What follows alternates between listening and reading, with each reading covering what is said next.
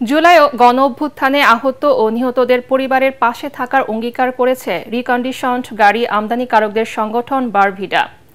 জুলাই বর্ষপূর্তি উপলক্ষে আয়োজিত দিনব্যাপী রক্তদান কর্মসূচির উদ্বোধন করে সংগঠনটির সভাপতি আব্দুল হক জানান, ব্যবসার পাশাপাশি এখন থেকে মানবিক এবং আত্মসেবামূলক কাজে যুক্ত হচ্ছে বারভিডা।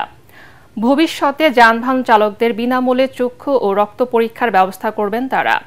পরে আনুষ্ঠানিকভাবে দিনব্যাপী রক্তদান কর্মসূচির উদ্বোধন করেন ব্যবসায়ী নেতারা। রক্তদান কর্মসূচিতে কারিগরি সহায়তা দিচ্ছে ঢাকা মেডিকেল কলেজের সন্ধানী ইউনিট।